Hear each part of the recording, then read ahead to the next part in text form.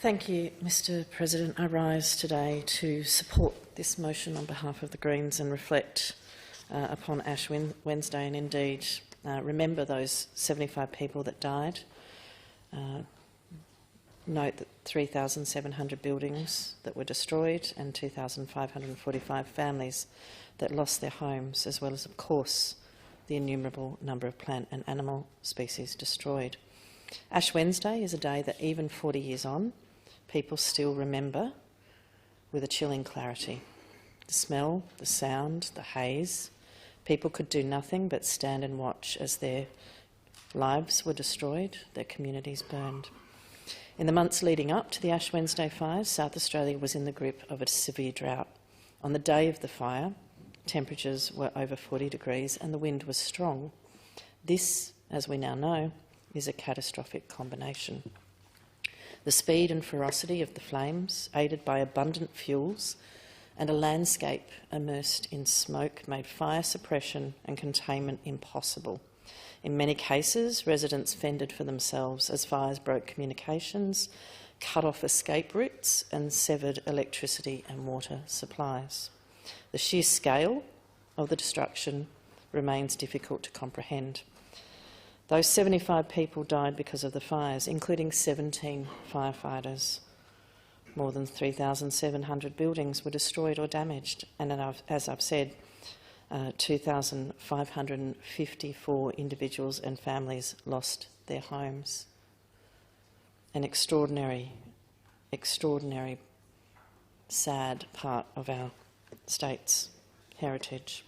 Hundreds of thousands of livestock and native animals were killed or had to be destroyed, and psychological studies that were undertaken in the months and years after the Ash Wednesday fires found that those events left many in the affected communities with the effects of post-traumatic stress disorder, even decades after the disaster. We've known since the 1980s that more greenhouse gases entering our atmosphere increase the likelihood of conditions that do drive catastrophic bushfires like Ash Wednesday. We are having more and more extreme fire days, and we are seeing longer and more intense fire seasons. Climate change has left forests and grasslands drier, which means bushfire season has started earlier and will likely last longer. Higher temperature and drier conditions have made the window for hazard reduction shorter. It is essential that governments act now to build the climate resilience and disaster preparedness capacity we so desperately need. The Greens have actively listened to the community and to the experts and supported a range of steps to build resilience and to mitigate the effect of bushfires. We have long called for evidence-based hazard reduction burning.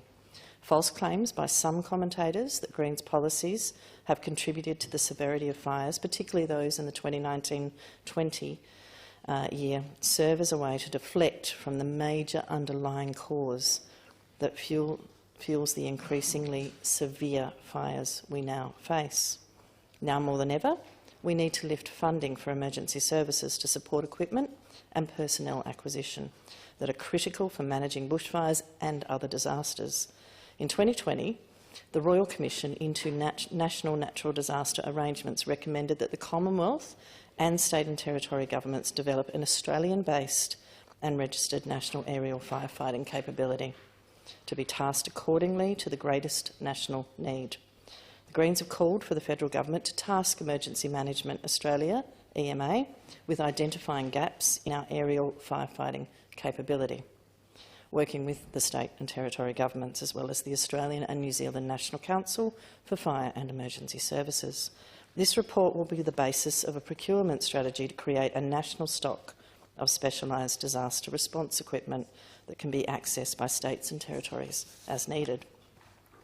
That Bushfire Royal Commission recognised the importance of First Nations land management and made two recommendations for governments to work with traditional owners to explore the relationship between First Nations people and fire management and natural disaster resilience. That's why the Greens have campaigned for expanding the Rangers program and employing more First Nations people to protect their lands, waters, rivers, lakes and animals and plants that rely on them, as well as expanding First Nations-led cultural burning programs to ensure First Nations people are involved in fuel and hazard reduction on country which enhances the health of the land and its people. Fossil fuel corporations, of course, that actively contribute to the escalating climate crisis should bear responsibility for the damage they cause. That's why at a federal level, the Greens have introduced legislation into the Parliament that will give people who lost their homes or loved ones from natural disasters the chance to sue and seek compensation from the coal, oil and gas companies profiting from climate damage. This climate crisis is putting lives at risk right now, and we must take those steps necessary so we never again see the destruction on the scale of Ash Wednesday that was had in this state. I commend the motion.